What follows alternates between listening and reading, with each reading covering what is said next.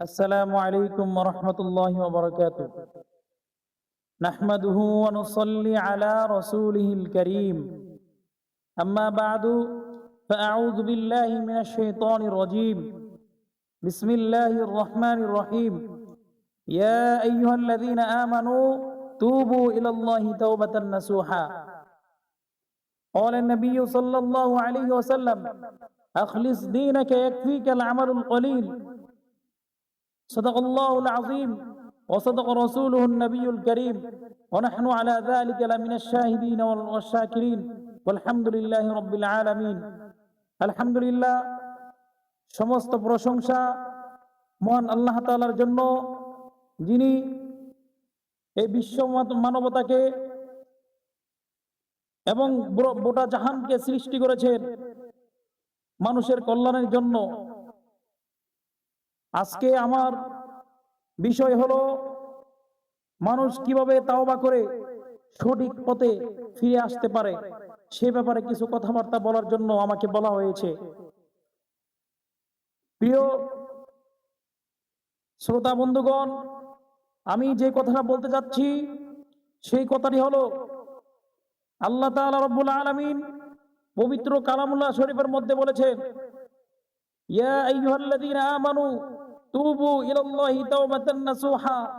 আল্লাহ তাআলা বলতেছেন, হে ঈমানদারগণ, তোমরা আল্লাহর দরবারে তাওবা করো, তাওবায়ে নাসুহা করো, তাহলে আল্লাহ তাআলা তোমাদেরকে ক্ষমা করে দিবেন। তার মানে কোনো ব্যক্তি যদি তার ভুলের কারণে কোনো পাপ কাজ করে ফেলে বা কোনো ক্ষত তার দিক থেকে হয়ে যায়, কোনো একটা ভুল হয়ে যায়, সে যেন তৎক্ষণাৎ তওবা করে নেয়।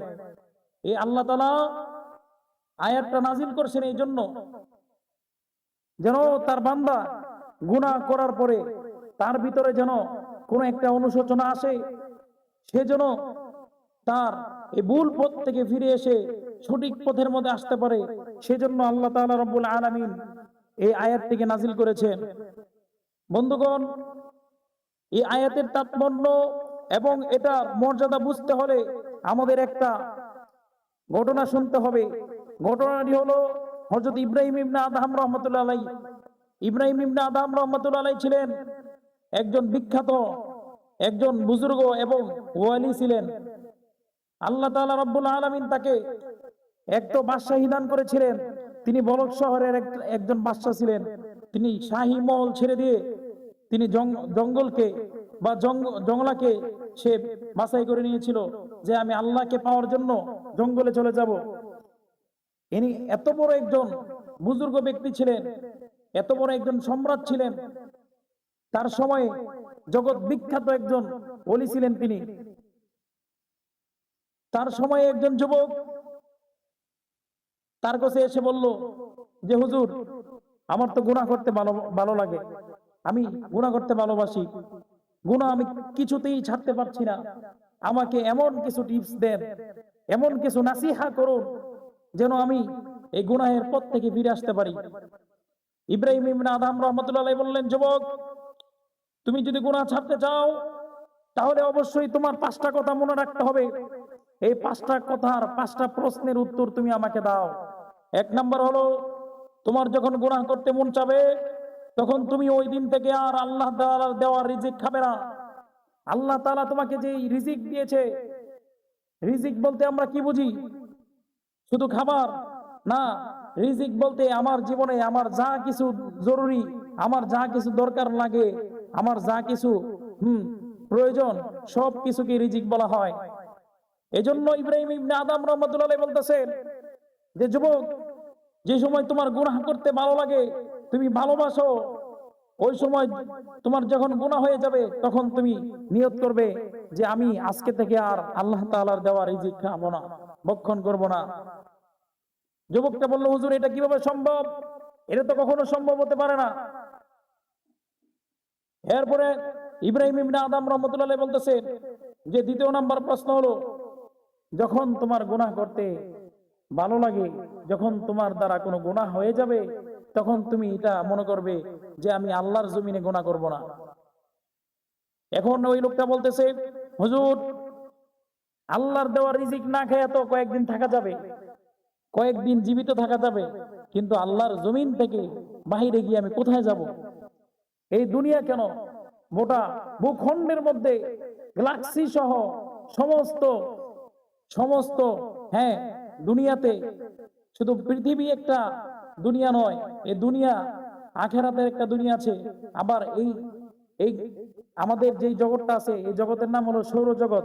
এই সৌরজগতের মধ্যে 8টা গ্রহ আছে, আমি ওইদিকে যাচ্ছি না।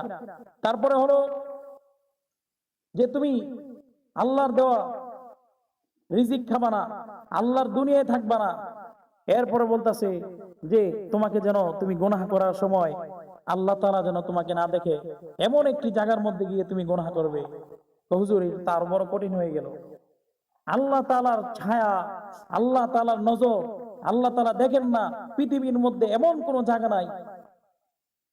এরপরে বলতেছে, যুবক, তোমার যখন গুনাহ করতে ভালো লাগে তখন তুমি ওই মুহূর্তে চিন্তা করবে যে যখন আজরাইল আমার সামনে আসবে, আমার কাছে আসবে, আমি বলবো ভাই আমাকে একটু সময় দাও, যে আমাকে কিছুক্ষণ সময় দাও বা 2-1 দিন সময় দাও, আমি তাওবা করে নেই।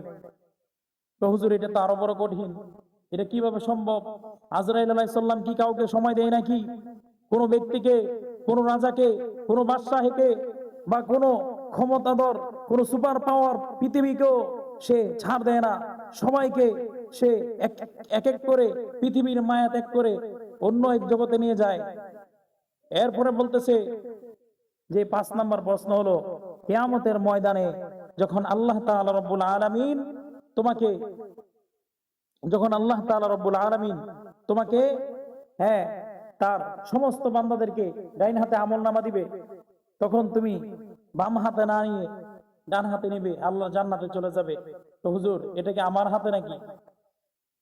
ইব্রাহিম ইবনে আদহাম রাহমাতুল্লাহ আলাইহি তাকিয়ে দেখে ওই লোকটির চোখ দিয়ে পানি পড়তেছে আর সে কাঁদতেছে।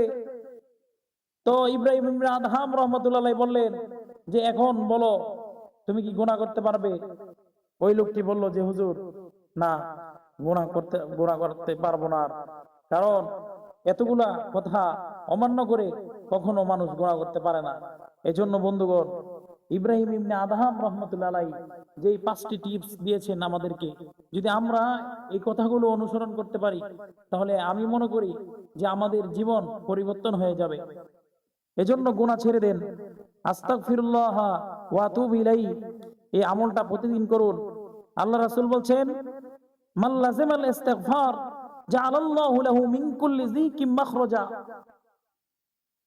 লাজিম মানে সে আবশ্যক করে নেয়, সে এটাকে একদম একবারে কন্টিনিউ করে নেয়।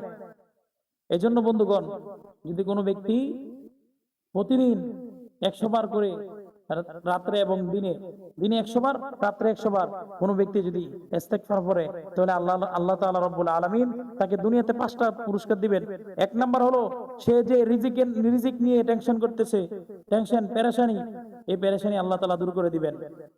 2 নাম্বার হলো তার যেই এই পোশাক আশাক, তার চলাফেরা কিভাবে হবে, এরকম তার এই সমস্ত পেরেশানি এবং তার রিজিকের অভাব দূর করে দিবেন। এরপরে বলা হচ্ছে যে আমরা রাস্তার মধ্যে বাড়িলেই মরার ভয়, যে কোন সময় গাড়ি অ্যাক্সিডেন্ট করে বা কোন সময় মারামারি হয় বলা যায় না, বা 2 জন ব্যক্তি মারামারি লাগছে, হঠাৎ করে আপনি মাঝখানে পড়ে গেছেন, আপনি শেষ। এরকম বিপদ আমাদের আসতে পারে। এই জন্য ভাই, আমার সময় কম, আমরা সকলেই গুনাহ ছেড়ে দেই এবং গুনাহ থেকে কিভাবে বাঁচা যায় এই চিন্তা ফিকির করে আমরা চলতে থাকি। হইতে পারে আল্লাহ তাআলা রব্বুল আলামিন তার রহমত ও দয়া দিয়ে আমাদেরকে ক্ষমা করে দিবেন। ওমা আলাইনা ইল্লাল বালাগ।